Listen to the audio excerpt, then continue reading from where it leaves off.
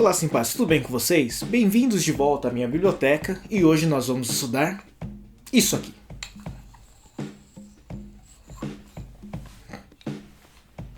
Hoje nós vamos entender a questão da velocidade relativa. Nós já sabemos calcular a velocidade dos corpos e como considerar o movimento deles em relação a algum referencial. Na aula de hoje a gente vai ver uma coisa um pouquinho diferente, nós vamos mudar o referencial de movimento. Quando nós temos 2, 3 corpos em movimento, geralmente atribuímos um valor de velocidade em relação a algum referencial em comum a esses veículos. Hoje nós vamos ver uma situaçãozinha um pouquinho diferente, em que nós vamos ver aí o referencial sendo um dos corpos que está se movimentando. Vamos utilizar como exemplo dois veículos A e B.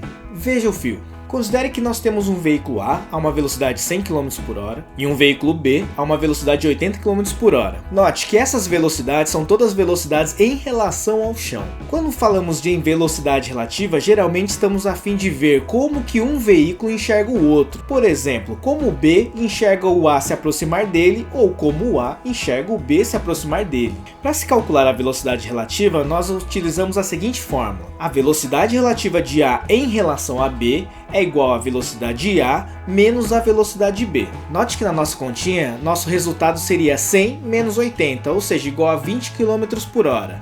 Como que a gente interpreta esse resultado? Nós devemos considerar que a velocidade relativa de A em relação a B é como o B enxerga o A se aproximar dele. Então é como se o B estivesse parado e o A se movimentando em direção a ele com essa velocidade relativa.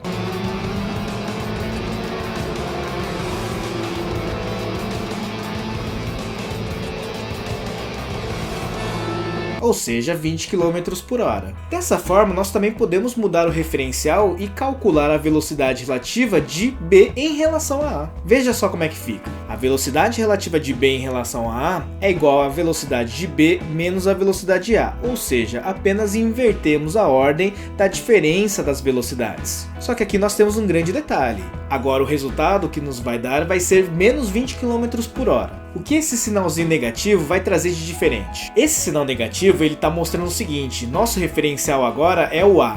Como o A não pode se mover até o B, a impressão que nós temos é que o A está parado e o B se move para ele. Nesse sentido, ele seria um movimento retrógrado. Por isso, o sinal negativo. Agora vamos pensar numa outra situação possível para determinar a velocidade relativa. Vamos considerar que o corpo A e B estejam se movimentando, porém em sentidos contrários. Acompanhe.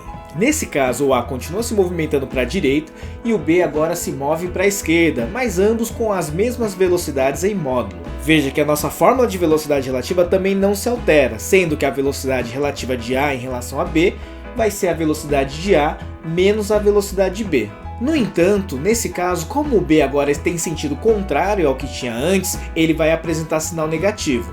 Então, na hora de substituir na nossa fórmula, esse detalhe do sinal acaba fazendo com que nós temos uma soma ao invés de uma diferença. Isto é, a velocidade relativa nesse caso seria de 180 km por hora. Então, muito cuidado, na hora de substituir na expressãozinha de velocidade relativa, não importa o referencial, se é de A para B ou de B para A, nós devemos tomar muito cuidado com esse detalhe do sinal da velocidade antes da substituição.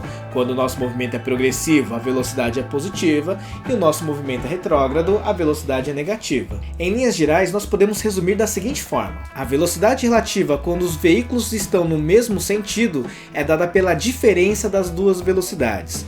Já quando estão em sentidos contrários, nós teremos aí a soma dessas velocidades. Para a aula de hoje, reveja esse conceito de velocidade relativa, muito cuidado com os sinais da velocidade, faça alguns exercícios, qualquer dúvida, reveja essa aula e nos vemos na próxima. Bons tempos.